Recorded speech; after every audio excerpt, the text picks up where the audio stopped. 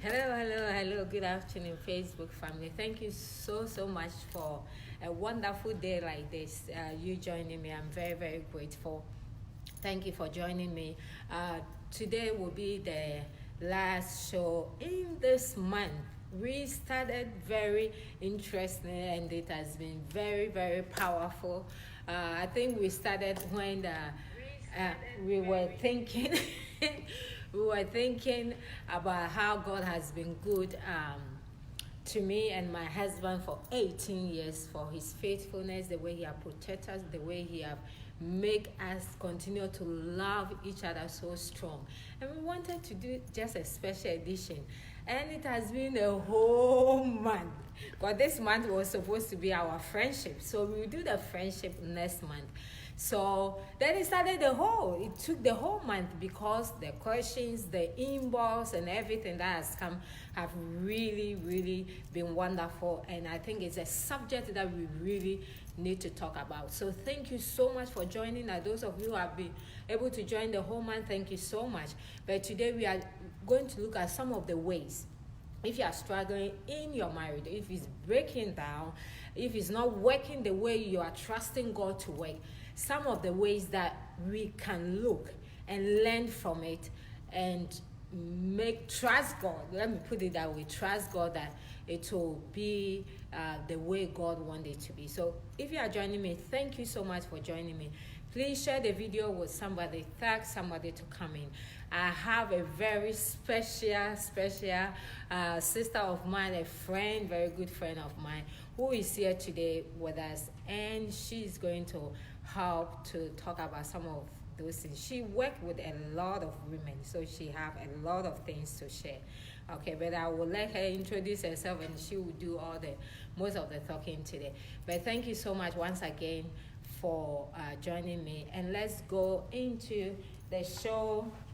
And thank you. Share the video, okay? Share the video, and thank you so much. I've even noticed that after the show, a lot of people watch the video. So make sure you are sharing the video and it's touching somebody's life. So thank you once again for watching. Thank you, man of God, for coming by now. I think I am your driver's mate. So. Oh, okay. Yeah. So now you are here with me every day. So thank you for being here with yesterday I was forced to do grill and barbecue. You want to bring it up? It's true. Oh, okay. And okay. I have no clue what I was doing, and I didn't get no bailout.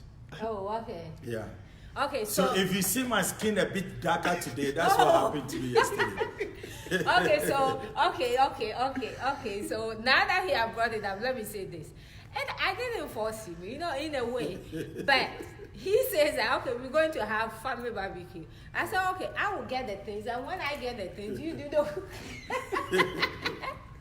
And it's very interesting. Normally, we have some of our sons and our daughters with us, and they would do all the work. Yesterday, nobody was there. So I have to do everything. He has to do everything, and he did good. Thank you once again.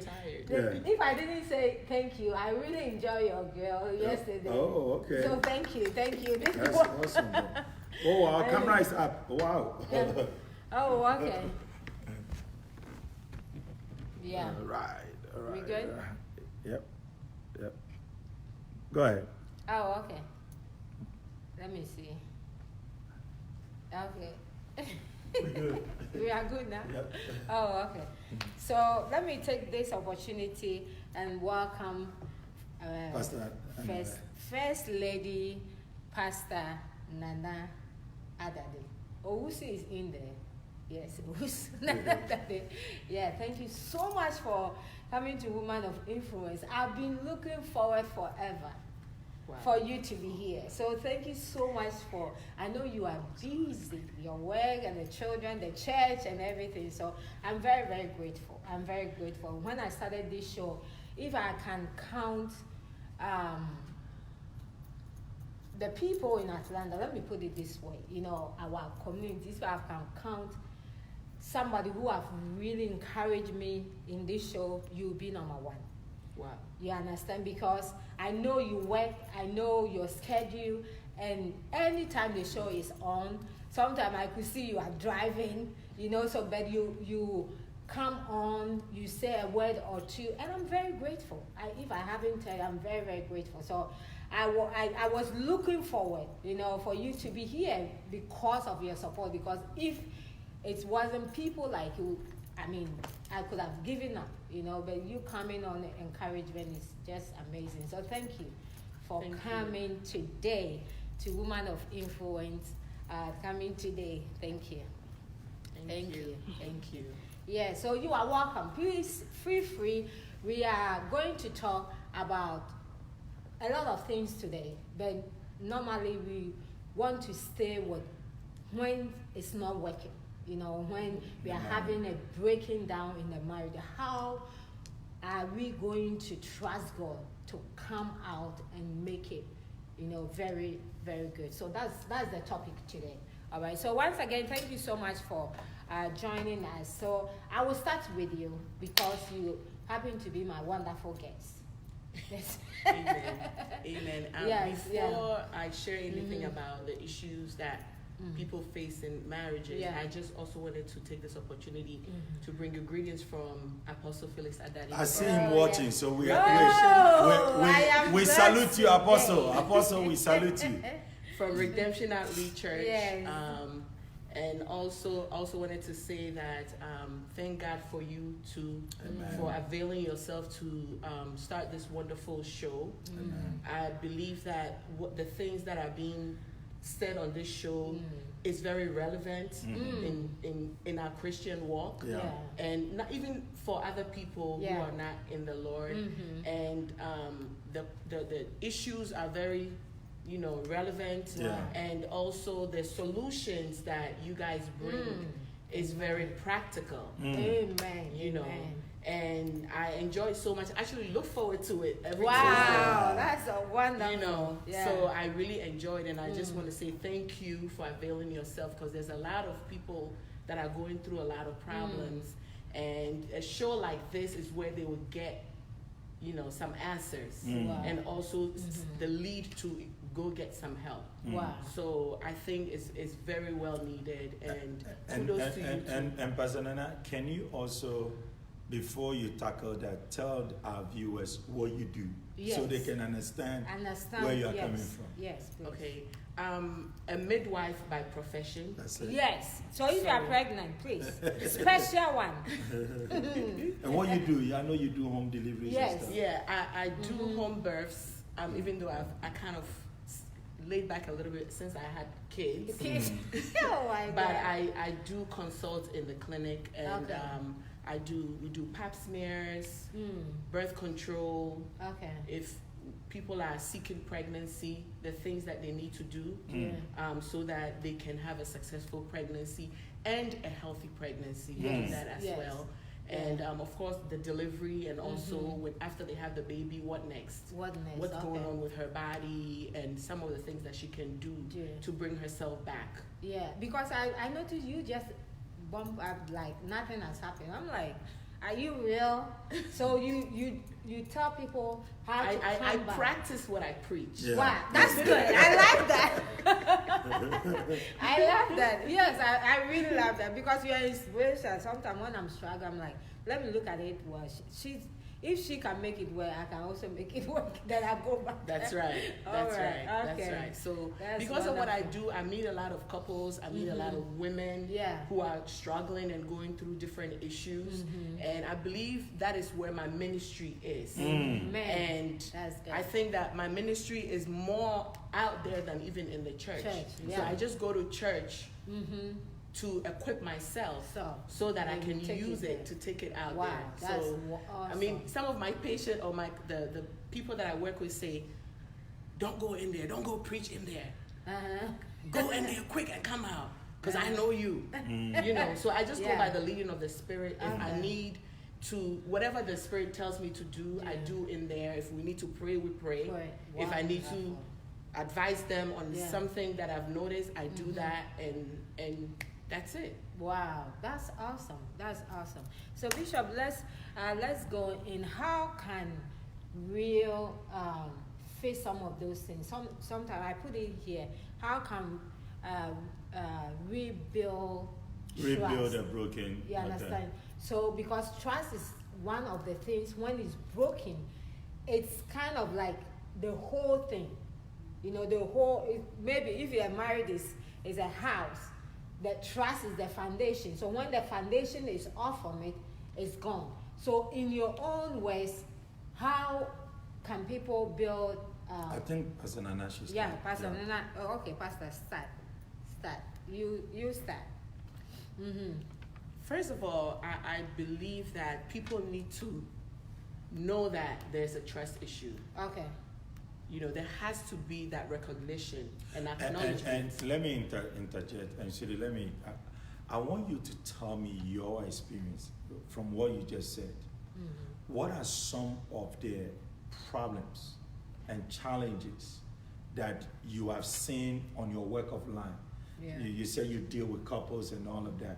What are some of the challenges and problems that you've seen and observed from people's relationship and marriages that maybe some may be watching right now, maybe going through a similar thing before we come to deal with this thing? Just share some with us. Mm-hmm. What I've seen, number one, I see that there's a break in communication. Okay. All right. There's always a break in the communication in the sense that especially the women are not able to communicate their needs to their partner. Okay. You know, and on the other side, the partner is unable to understand where the woman is coming from. Okay. So there's like a break in communication. And also, I also realize that many people bring a lot of baggages from their past into the relationship to start the relationship. Wow. And so whatever issue that they have lingers throughout the relationship. Okay. You know, and I think those two, of course, and financial issues as well. Wow. So basically, what you see out there, it's lack of proper communication. Yes. Lack of understanding of husband of wife and wife of husband. Yes. And so it all lingers back to the aspect of communication. And from your observation, what is it? Is it a cultural thing? Is it a male? And because I believe we have treated and dealt with the needs of a husband in a marriage and the needs of a wife in a marriage. And sometimes when men don't understand what a woman needs in a marriage and they are not meeting that need, there's a problem, and vice versa. Right. You know, so from what you are saying here right now, where is the challenge? Is it because, is it a cultural thing? Do you see that predominantly in African-based marriages, or it's cut across? Yeah. I believe that the communication cuts across, but within it, there's also a cultural component. Okay. You know, in that, for example, in the African culture, the woman may express certain needs, but because the culture has made a man to think that maybe they are on top or they know better, and that whatever a woman says doesn't matter, they dismiss what they are saying, what the woman is saying. Yeah. Wow. You know what I mean? And also sometimes I realize that some of the women don't even know what they want and what they're going through. And it will take a third party to be able to help them recognize what they need and what they're going through. Okay. Sometimes it may even be a health issue. Wow. Okay. Yeah. You know, and they're just going all over the place and saying all kinds of things, but without really hitting the nail on the head. Okay. That they will need a third party to really come in and listen to what she's saying and be able to diagnose or pinpoint what the real need is, so that they can communicate it to their partner. All right. So the main thing here is communication. Yeah. I believe so. And I think we spoke about it before. Communication, and you know, I think when we spoke, we were even talking about sometimes the way to communicate is very, very important as the communication itself. Yeah. Because if you are communicating and you are not saying it right, that also worsens things. Yeah. So Bishop, what is so to come back to the question that was posed earlier on, how to rebuild broken trust, then it brings us back to the aspect of communication. Okay. Because trust can be done if there is a proper communication going on. If we are not communicating well, our needs, our trust, our want and our desires, Okay. trust will not be built, because trust is where we have come to the place where if you tell me something, I believe you. Okay. And if you tell me you're going to do something, because I believe you, I know it's going to be done. Done. I'm no more apprehended. I'm no more worried. I'm not going to be second guessing, is it going to be done or not? Number two, if you tell me you are going to maybe Walmart, I know you are at Walmart. Okay. Because I believe you. Okay. Trust issue basically becomes something like the engine on which the relationship is built. Okay. When trust begins to fail, the marriage begins to fail. And for you to turn a dysfunctional marriage to become functional again, you have to rebuild trust. Okay. And if trust is going to be rebuilt, there have to be an honest, loving communication. That's right. Okay. And we have to come back to talk about things that were done that broke the trust in the first place. Okay. Okay? If you have betrayed me, you have betrayed my trust, you have not kept your words, your promises you gave me, things you said you would do, you didn't do them. Let's go back to them Okay. and see, I'm going to give you a second chance. Will you now redeem yourself by doing what you promised, by fulfilling your obligations to me as a husband or as a wife, fulfilling your obligation as a father to the children, and doing what you have to do? That's where trust begins to rebuild. Okay. There's always room for improvement, and there's always room for second chance. So when we give it a second chance, are you going to mess it up? Okay. And I believe that in those communications, sometimes it may require that we seek counseling. Okay. And like Pastor Nana said, if there is a lapse in our communication because I'm not understanding my wife, and my wife is not understanding me, when a third party hears both sides, is able to deduce and to know, oh, okay, this is what your wife is trying to communicate to you that you are not understanding. And this is what your husband is trying to communicate to you that you are not understanding. And it has to be somebody that you both trust and respect. That's right. But That's what I was yeah, personally, I have met some couples that sometimes the woman say that I don't want counseling. The men will say that I don't want counseling. I don't want anybody to know what is going on. I think we have to figure it out. And both of them know that things are not well. But I don't know whether it's pride, as we are saying, either it's cultural issue. I don't know, but they know they need help, but they are not going for that help. So that one, how do we advise such people? Like Bishop said, Yeah. I believe that we need to find someone that one of them trusts Okay. and respects. That I have told some women Yeah. to start the counseling by themselves. Oh, okay.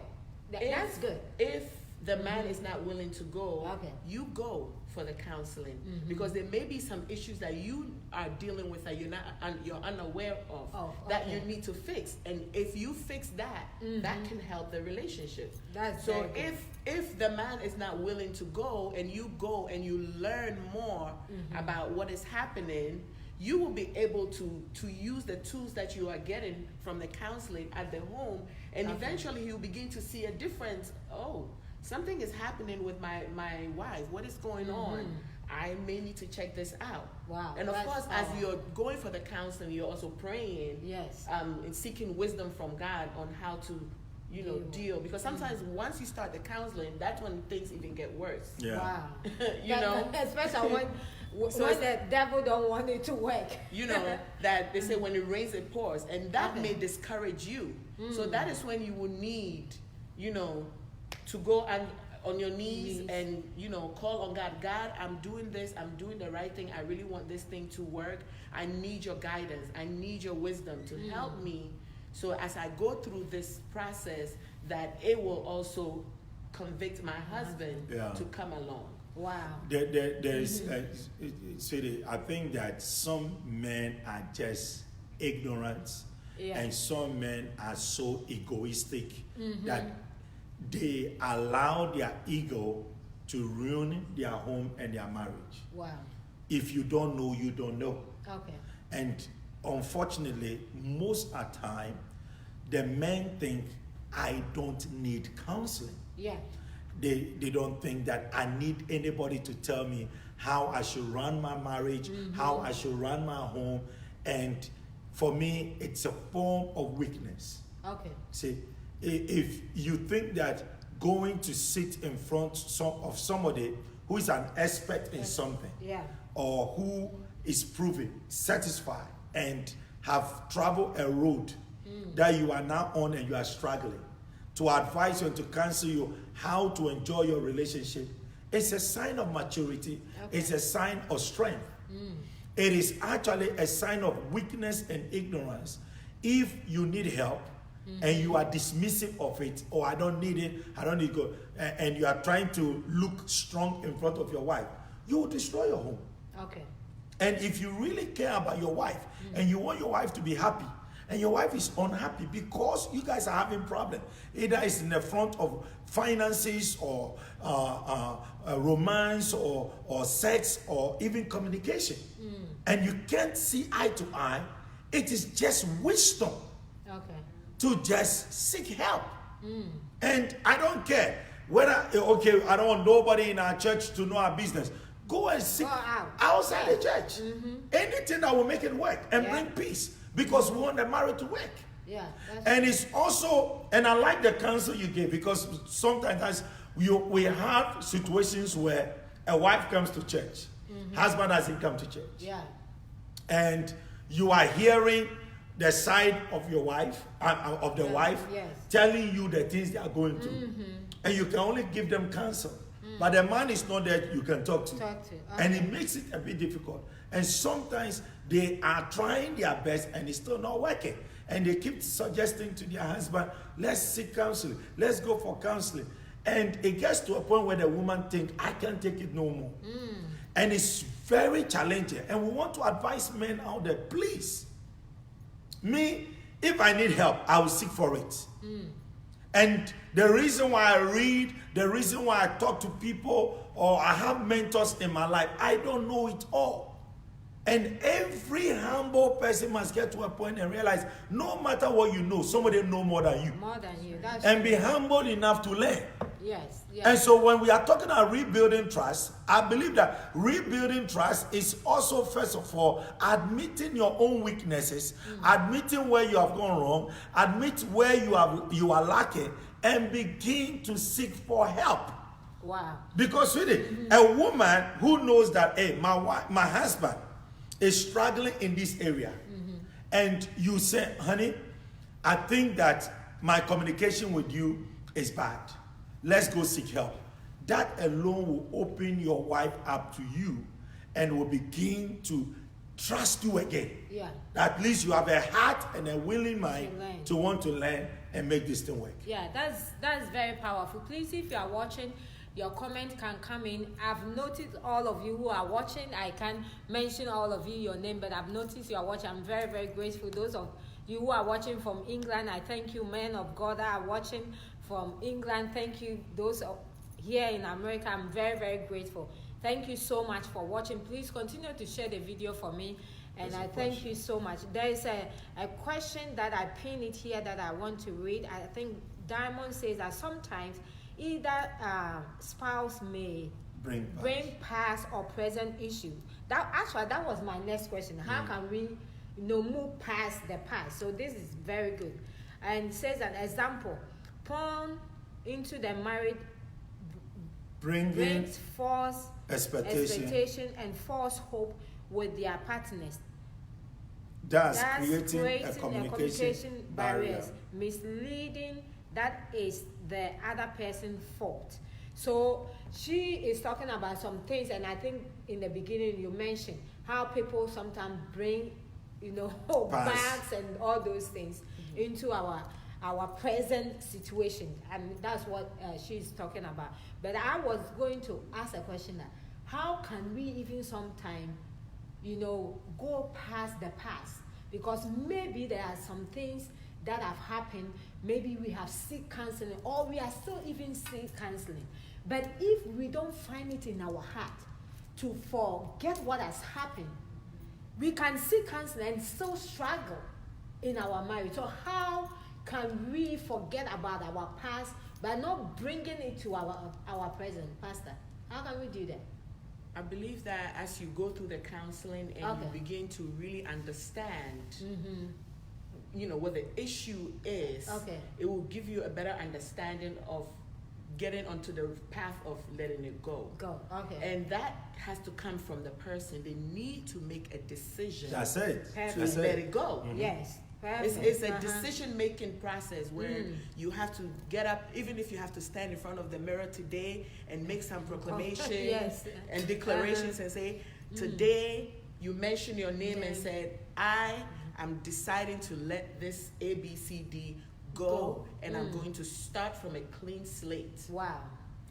And for me, I think what if Fia Diamond Rivera said, let's address it, because some people may be having issues with that.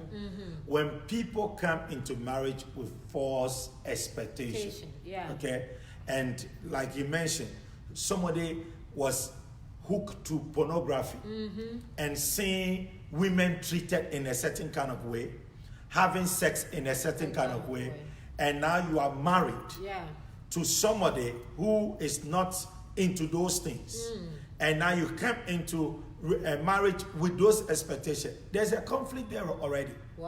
The woman is now going to subject herself into those kind of mistreatment or abuse that you may think that, that is what I'm looking for, it's okay for me, I saw it in pornography. My friend, don't bring that into a marriage relationship. It may not work. Whatever makes your spouse uncomfortable, if you love your spouse, please don't practice it. Amen. And don't force it on her. That can create conflict. All right? And if you begin to, dislike your spouse because they are not open to those kind of things, then you have a problem. You have a problem. And stop bringing back your past. We are not saying that having an enjoyable, exciting sex is wrong. But most of the things that we see in pornography is not realistic. It's not normal. It's not normal. And please, don't bring those things into, your marriage relationship if your spouse is not comfortable in or with it in a marriage. Again, I believe that, of course, when issues like that happen, there may be other issues behind it. There may be issues of abuse and mistreatment of the other person, in that they need to go to seek counseling. They need to see a sexual health coach or a sex therapist or somebody like that would help them diagnose why the person keep doing these things to make their wife uncomfortable. That is true, and I believe, even as a Christian Holy Ghost man, let me say, I know some people, it's not all my viewers that are Christians, but if you are a Christian, why do you want to do that? Why do you want to go and look for those things and come and you want your wife to be like a toy you saw in a video somewhere? I mean, I don't think it's godly. Personally, I don't think it's godly. So, and sometimes people may have some mental issues. They may have some mental issues. There's a lot of people walking around who have mental issues that have not been diagnosed. Wow. No, seriously. That's a professional topic. That's a nurse talking, so, Especially in our community. So and people just think it's normal, but it's not. And they need to seek help for that. So it may be like emotional, psychological, and they may need to see a psychotherapist. Somebody that can help diagnose what they are going through, so that they can be on the road to recovery. And so they'll bring that into the relationship when it comes to intimacy and all that. Wow. And so sometimes it's more than we think it is. Mental. Yeah. Wow. And You're going to say it's a devil that has to be cast out. It's a On top demon. of that, it's a demon that has to be cast out. Oh no, but seriously, Yeah. seek help where you Yeah. need help. But you see, it becomes a real problem when the person doesn't even see anything wrong with it. That And, is the and, whole and just to balance it, I think one day we're going to deal about how to have an exciting sex in your marriage. So Yeah. you don't think that we frown on or we are teaching against exciting sex in marriage. That's not what we It's are very talking about. important too. If it's going to be exciting sex in a marriage, both couple must want it. Yeah. And it has to be a gradual process where you work your spouse into liking the things that you want in a relationship. And like what Pastor Nana said in her opening presentation, you have to be able to communicate your needs, what you Yeah. want in a marriage, in a Yeah. relationship. If you don't communicate what you want, and like she also said, some issues may be cultural thing. I just finished marriage counseling before I came in here. And I was saying to the couples that sometimes the way people are brought up culturally can affect their sexuality. You know, for instance, in this American culture where everything is hooked and linked to sex, Yeah. it's easy for people to be very sexual. But in other cultures where they frown on open sexual expression, you don't see people kissing, caressing, holding hands, and even hugging in the public, and then suddenly you come into marriage Yeah. and you are supposed to do this. Listen, how do you know as a spouse, your spousal duty to your husband Okay. and what you are supposed to do? And you open yourself and freely give your body to your spouse, you know, to be able to do what he's supposed to do with the body. Because the Bible teaches us that the husband does not have control over the body, Yeah. the wife does, and vice versa. Yeah. All right? Okay. So it's important we understand that also. Yes. And- Very, very and important. also, Go ahead. You know, sometimes in terms of that, there may be issues of rape. Yeah. You know, past rape or past Yeah. abuse. Yeah. Okay. And so it may make the person, or especially the woman, more uncomfortable with certain things. Okay. You know, or being comfortable with, you know, whatever they're doing. So in that, those things need to be addressed Addressed in to- order for okay. them to be able to move forward. Wow, that is very, very important, because I've met people who says that even I know sometimes women, your hormones, you know, get to a point, if you like some, you know, hormones and those things, it make you don't want to have sex. Yeah, I You can know, give you an all those example things. of that. Yeah, Example, please. I think you mentioned something and I said about hormones last week. Yeah, yeah. For example, when a woman has a baby Okay. and she's breastfeeding, there's a couple of hormones that are released. Okay. The first hormone is prolactin. Okay. Okay, so prolactin is what is released to make breast milk. That's what makes breast milk. Okay. And so as she's breastfeeding, and once the prolactin is released to make breast milk, there's also another hormone called oxytocin. That oxytocin is what is released that gives contractions, you know, and it's also called the love hormone. Okay. Oh, okay. So once the breast milk is made, then, you know, the oxytocin helps to eject the breast milk out. Okay. Okay. Okay?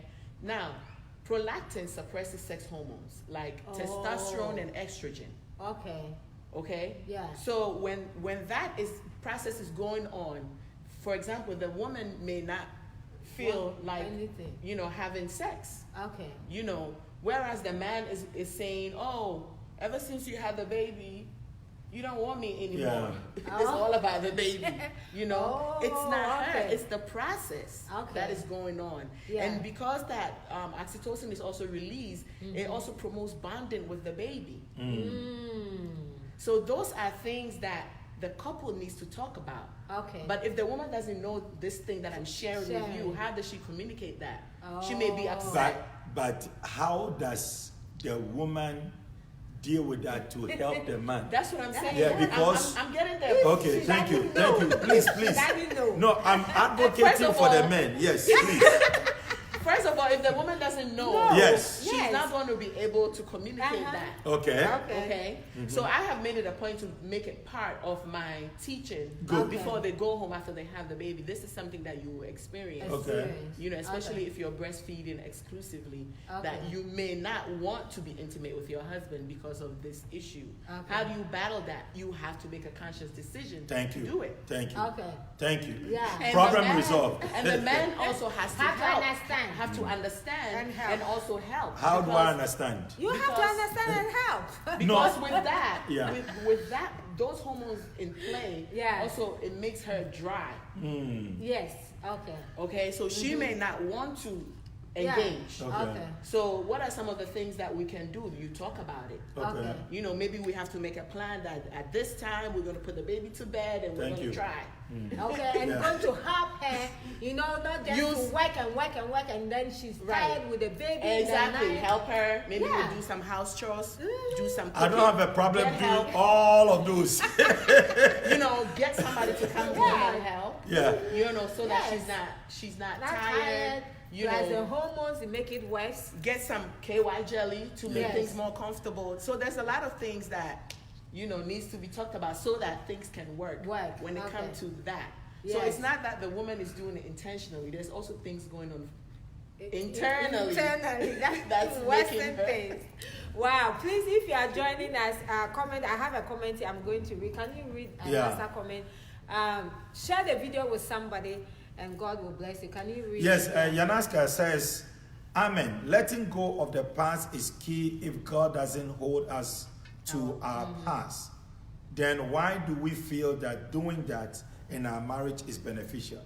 You must release it out of your heart and spirit and be determined to let it go, even when it's difficult, because it will only hinder your marriage across the board. Perfect counsel. That's perfect. Let go and let God. That's so good. Thank you so much for watching. Please continue to share the video. We are talking about if you are struggling in marriage, maybe there's a breakdown in communication, a breakdown in finances and everything. Now even the sex comes in.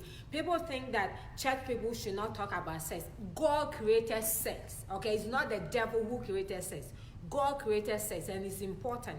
So if you are, whether you are praying in tongues, whether you are a bishop, you are evangelist, whoever you are, sex is important, because if you don't address it, that's when we have a lot of divorce in Christians' home. It's just amazing. Why should Christians have divorce? It's some of these things that we think we don't want to talk about it, but it's killing us. Yeah, that's true. Yes. You know, so it's very, very important.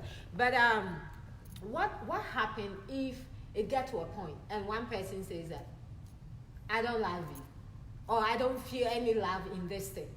You understand? What do you do? Because that is another very serious word, that I don't feel the love again, or I don't love you. What do you do, Pastor? What do you do when you get to that point? That is a very, very difficult situation or time to be in. For somebody to really say that it's over, especially for women, that's something that just doesn't happen overnight. That's something that they've thought about for a while. Okay. That they've checked. By the time they actually say that, they've already checked out a long time ago. Okay. You know, and in situation, it depends on what is going on. In situations like that, you have to customize the process for the person because it depends. Okay. You know, for example, I had a woman that came to me at the office, and she told me that the spouse said that he wants to be a woman. Hey. Oh. So that's another story. So what do you do with that case? It's done. I mean, it's over. Wow. I mean, you see, for me, this is why we do programs like this. If you don't catch those moments, and I like what Pastor just said, you don't just arrive there in one day. Okay. It's an accumulation of so many disappointing things that have happened again and again and again. And for instance, when a woman who wants to save her marriage, a man who wants to save his marriage, and is trying hard, working hard at it, sacrificing, and seeking counseling. Let's go seek counseling. Let's see a therapist. Let's talk to someone. And you keep brushing it aside because you think this person will always be there. The human spirit can take but this much. Yeah. And it gets to a point. It doesn't matter how saved you are. It doesn't matter how anointed you are. In fact, some people are still in a marriage, but they have checked out. Because they are being bound and being held by their religious belief and faith. Okay. That's why they are still in there. But in reality, they are out of the marriage. And that is why when your marriage is broken down and you guys are just cohabiting, but there's no real relationship, begin to take some practical steps and look and be honest. Wow. Why is our marriage like this? Why am I not being happy? Why is my wife not happy? Can we sit down and talk? And I believe, as a man of faith and as a preacher, everything is reversible by faith. If God can bring the dead back to life, any marriage that is dead can be brought back to life. Yeah. If the parties are willing to make it work. That's right. And so I will state here that, sit down. What has hurt the marriage? Has there been an issue of infidelity? Yeah. What led to that infidelity? Is it some of these things that we are talking about? And I was just doing marriage counseling, that sometimes when even people are pregnant, out of ignorance, oh, I'm pregnant, so I can't have sex no more. You want to deny your husband sex for 9 months? Oh my God. Do you also not know that through education and proper education, you can have sex throughout your pregnancy, even to the day before your delivery? If you are not educated, you may take ignorant decisions based on, wrong teachings and things that you don't know. Make mistakes. And this can bring a woman to come to a point when they think that I've been abused, I've been neglected, my needs are not being met, and I'm here. What am I here for? What is the use of being there? Yeah. That's what will push people to get to that point. And also, when they keep bringing their needs and issues, and it's being dismissed, either intentionally or out of ignorance, or, oh, I married you, you are in a big house, I pay bills, what should you worry about? They will leave you. Yeah. But this particular one is quite peculiar. Yeah. That is demonic. Yeah. So what do you, in cases like that, Yeah. No, I've heard it before. what do you do? What do you tell them?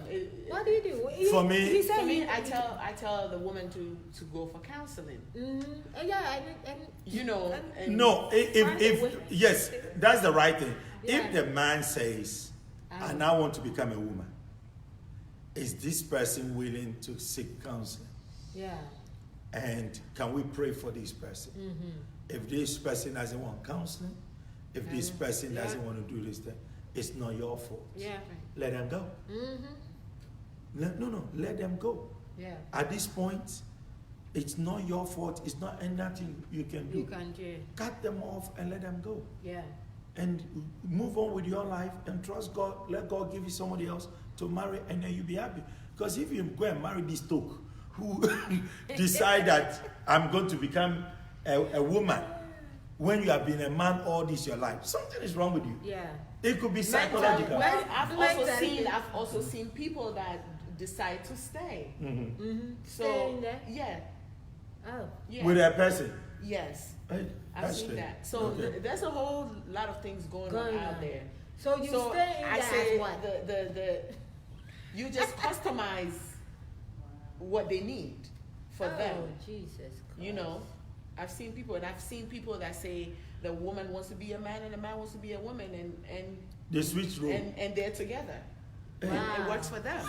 Oh, Jesus. So there's a lot of dynamics going on. We out don't there. endorse that anyway. That if you find yourself in that, I will tell you it's unhealthy. Yeah. It's ungodly. It's ungodly. We cannot, and this is again, and I'm going to state this boldly and clearly, that when we begin to drift away from God's word and God's ordinances, and we are not being guarded by God's word, and we are allowed cultural, innovations and involvement to mislead us, this is where it will push us up to.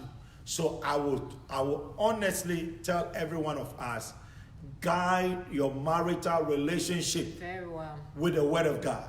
The Bible said, if the foundations be destroyed, what can the righteous do?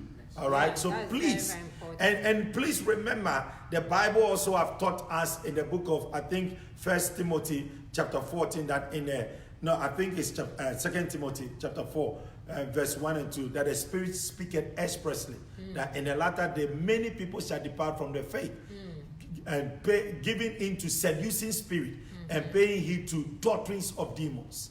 Some of these things and behaviors are ungodly. And Romans chapter 1 teaches expressly against that. What will make a person created in the very image of God gets to a point and decide, I don't want to be me no more. I want to be something else. And a woman do this thing. It's egoistic. It's devilish. It's demonic. It's seeking in the head. Oh, yeah. And remember, we find ourselves in a culture now that will accommodate things like that, give it medical diagnosis, and tell you it's okay to feel that way and accept rules and all of this. It's ungodly. It is. It's really ungodly. I think Sister Halima also have a question. If we can. Oh, okay. That is very. It's two questions, please. How can you work with a spouse who either never forgave you for talking to your pastor about your troubled marriage, That's pride, or ceases any form of counseling? At counseling, he confesses to the pastor that he loves you, wants the marriage to work again, but give it a day or two, and then the husband would behave even worse than he did before counseling. What should you do? Walk out of the irretrievable marriage, or stay there miserably, abuse till Jesus comes? Wow, please give a... Yeah. What do you do, Pastor Lana? What do you do when the spouse is abused, is not ready to counseling, and it's not forgiving for you talking to your pastor? Okay, so number one, he's not forgiving you because you went to your pastor and you told your pastor that you're having an issue. Second, he wasn't even ready to go to counseling with you. Third, he's abusive, but keep on saying that he loves you. What do you do? This scenario that you've described, I had that in my, not me, but in my family. Yeah.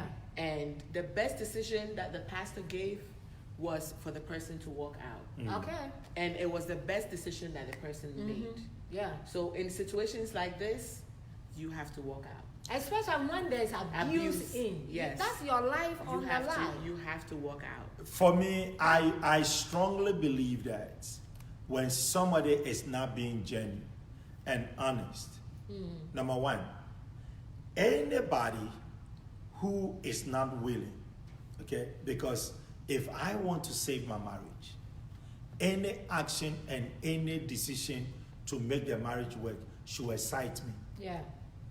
And so if my wife wants the marriage to work and takes the issue before our pastor and says, we are having this challenge and this challenge in our marriage, pastor, come in and help us. And the husband is upset and angry at that, right there, it tells me that the man is not ready to face the issue and make the marriage work. Yeah. That's number one side. Number two, and if the person is offended, if the person is angry because you spoke to your pastor about that, it's also another clue that this person is very arrogant and proud. Yes. And number three, if the person keeps telling you in front of the pastor, loves you, and that's the opposite, the person is living a deceptive life. Hypocrites. Okay? Then number three, or number four, if the person is being abusive, do not stay there at the peril of your life. If this person is endangering your life, either verbally, psychologically, physically or any way, don't do that. If the person is being abusive, find a nice way.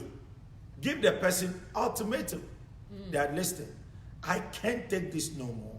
If you don't change, then I'm going to separate from you, and until you are ready to make this thing work, let's separate ourselves, and then work on yourself and I work on myself. Whilst we keep praying. Sometimes the separation becomes what brings the root awakening. That if I don't do anything about these things, I'm going to end up losing my wife. If it's an issue of not knowing what to do, or you don't think that your actions are being abusive and it's hurting your spouse, maybe the separation will let this person reassess themselves, because people sometimes don't know what they have until they lose it. Please, thank you so much for joining us today. I've seen all of you watching. I've seen a lot of people watching. Thank you so much. I might not mention your name, but I've noticed here that you are watching. I'm very grateful. You can take a minute of your time and share the video. If you are in groups, share the video. Let it be a blessing to somebody. We are talking about some of the things that we can put down that will help us to enjoy each other in a covenant of marriage. So it's very important. And thank you so much for joining us. Amen. Bishop, I also wanted to add that in terms of getting out, sometimes there may have to be an exit plan. Okay. Especially if the person is abusive. You know, because if you let them know point blank, I'm going to leave, they're going to kill you. They may do something crazy. So you need to meticulously plan the exit. So that you don't endanger yourself or your children and so forth. There was a question. So there was a question that just. Let me see. Should we set the dates for sex? I think this one. Let me pin this up. Yeah, pin it. Let's see. She said. No, that's not it. We should communicate with each other in relationship. Otherwise, it will lead to it. Yes. That one. No, not that one. Somebody asked a question. I think the person is Oh, it's good. Is it good to fix days and times to have sex, or should it be spontaneous? Please. But I think it depends on the. I think it depends on the couple. You know, it depends on their schedules and what they're doing in life. So it can be it's both, like you said. It can be spontaneous or it can be planned. Whatever works for the couple. Yes. Sometimes, like she rightly said, I would prefer it being spontaneous. It's more natural, it's healthy, and it communicates a lot to the spouse that this thing is working. It can easily become a mechanical thing and like a chore when we put dates, days, and time. Oh, okay, I have this obligation. Listen, I don't have fun paying bills, but I have to pay bills because I have to. If you begin to put timetable, date, and time in place, it can easily evolve to become mechanical. Where, I'm getting off from work today. What am I supposed to do? One of the chores is that I have to have sex. And then that's where you start having cadaveric sex. You lie there. Cadaveric sex? Yeah, like a dead body. Oh! You lie there like a dead body. Well, it's time. Today is Wednesday. It is 10:99 p.m. Let me go and lie there. Come and do what you have to do. I wake up and I go. It's too mechanical. It is beautiful. Listen, it's beautiful. It is exciting. It is joyful. Where I see you in the morning, something is exciting about you, and then I set you in the mood for the evening. How do you set? Okay, so how do you set the person in the mood? So I look at you in the morning. I said, it's a beautiful day. What a day that the Lord has made. Let's rejoice and be glad in it.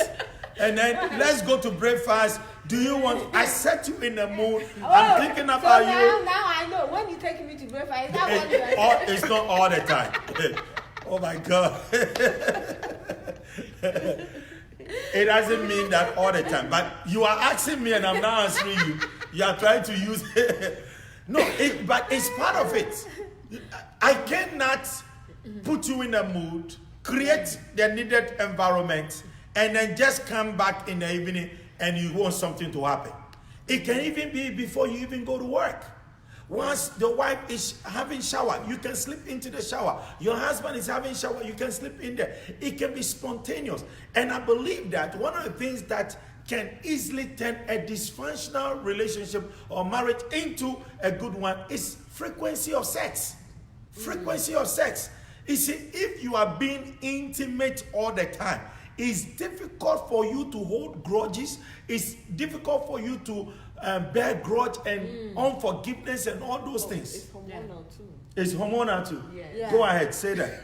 What does the hormone have to do with it? So the oxytocin is a love hormone, and you release that when you're more intimate, when you kiss someone, when you hug someone. Thank you. When a woman is going through an orgasm, she releases oxytocin, and that covers all. Love covers all things. Thank you. It covers mistakes. Okay. So you mean that women forgive more when they have orgasms and Yes. Oh wow. Wow, that is deep. For your knowledge. This one is deep.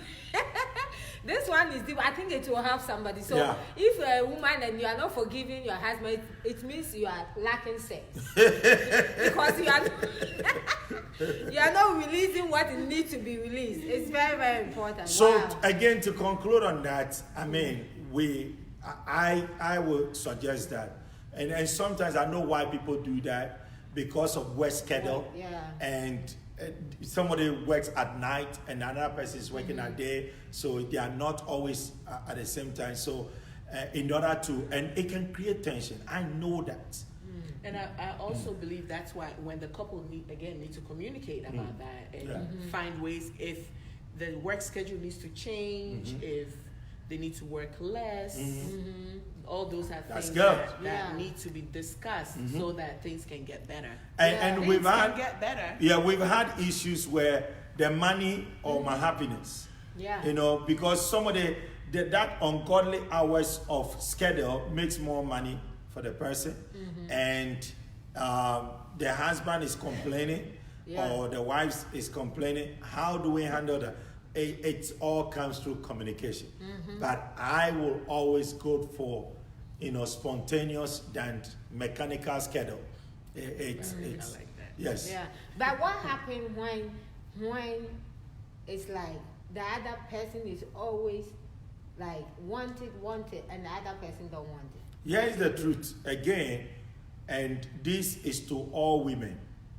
Men have more sexual drive and need than the woman.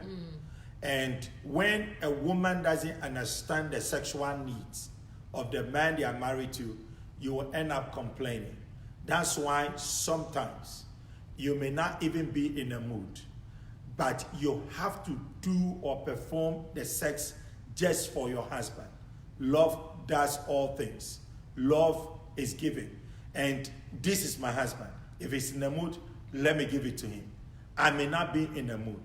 However, the husband also should not overdo it to the point where it is. And for me, I think that if the wife gets to a point and you're not having the desire for sex, something is wrong. Let's talk about it. What is it? Are you having, some kind of emotional issues, health issues? Let's go talk to somebody. If we have to pump more hormones into you, I don't know whether there are food you can eat that can give you good hormones. Please teach us here so we can share it with people out there. So sometimes there may be some health issues, or even stress. Yes. Stress can inhibit the natural process that goes on in our body. When somebody has stress, they release a hormone called cortisol that when it is increased, everything else that needs to work in the body is decreased. Wow. So the person may end up having health issues. They may have thyroid issues, and all those things cause hormonal issues. So like you said, Bishop, you have to go get some help. Let's find out why this is happening. Let's make some appointments to the doctor. Let's draw some blood. Let's see where the hormonal level is, Yes. you know, and all those things, and figure things out. Oh, okay. And once you deal with the root cause, everything begins to reverse and things, you know, come back to normal.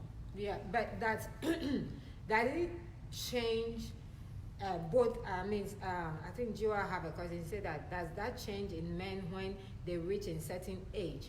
So does it change both? Yes, in even age some for men. We and know women, that it change? the male dominant hormone is testosterone. Okay. And so sometimes when that goes down, when the testosterone level goes down, you know, Their drive goes goes down down. too. You So know, can they some also health have- issues also can make the drive go down, like Okay. high blood pressure, diabetes, Yeah, diabetes, yes. and all those things. So again, we come back and we sit at the table and we talk. Yeah. Oh, okay. Let's talk about it and Yeah. let's find solutions to it. There are solutions out there. Yeah. You can get testosterone injections. You can get Oh, estrogen okay. injections. All those things are out there. There are some natural things that can be done Done. to make the body work the way God has intended it to work. Right. But that cannot happen if we don't seek help or we don't Mm. start the process. Oh, okay.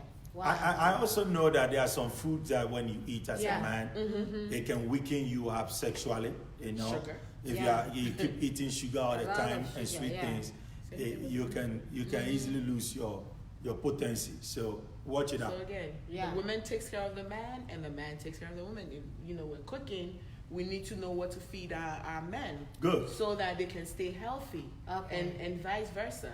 You know, you don't say, oh, the food doesn't taste. Because sometimes when you're trying to be healthy, the food may not taste Taste exactly. as yeah. good as Yeah. You before. have to. So you also Especially have to when be you reduce understanding. the salt. Yeah. Yeah, and the I mean, sugar and yes. everything else. So Mhm. again, that's something that needs to be talked about. We need to, you know, be healthy. We need to live long. We need to enjoy what we are building. We That's need to right. see our children grow. Mm. All those things need to be talked about. And as a result of that, we want to live a healthy life so Yeah. that we can grow gracefully. That's good. Wow. Wow. Oh, okay. So, wow, our time is up. So, in conclusion, Pastor Nana, yes, Pastor Nana is a nurse, professional nurse, a midwife. Somebody is asking, yeah, she is. So, she's a very, very professional lady. If you are pregnant and you need help, if you want to take a seed, you need help, she have all those things. So, please, you can contact her. We can put her number there for you. If you need any help, you can contact her. She's a very good, person with that. So that would be a blessing. But Pastor, in conclusion, what do you have to say to our viewers about all these things that we have spoken about? Yeah. In conclusion, actually, the Lord showed me something this morning, like around 7:30, as I was pondering over today. Wow. I think it may have been probably like 10 minutes. I had a dream where I had a baby. Wow. And I dressed up the baby and put the baby on my bed. And I turned around to pick something and I heard a big thump. Ooh. Like the baby fell on the ground. So I came, and when I came around and I said, why is the baby not crying? Why is it that it fell and it's not crying? So I picked up the baby and I realized that even though I put the onesie on the baby, the whole body was covered in the onesie. So I said, why? I didn't dress the baby like that. Why is it like that? So I unraveled. I opened the first zipper and I realized that there was another layer of onesie. Wow. I unzipped that and I saw there was another layer. And then I unzipped the third one. And as I was unzipping, I realized that I saw that the baby was kind of blue, like it was suffocating. Yeah. And so as I continued to unzip, then I saw life coming into the face of the baby again, and the baby just yawned. And then my eyes opened. I said, Wow. God, what is this? And the Lord was ministering to me that there's a lot of people that are going through marital problems, and it's been there for so long, and it's actually, there's no life in there. The life is dying, or there's no life, and they don't even see it. And the Lord is like knocking on the door and telling them, you need to get help, you need to get help. And they're still not seeing it. But today is a day, a day of redemption for many Praise people that God. are going through Amen. problems. Wow. And the Lord is saying that there is a lot of help out there that you can start from your pastor. If your pastor is unable to handle the magnitude of the problem you're going through, Yeah.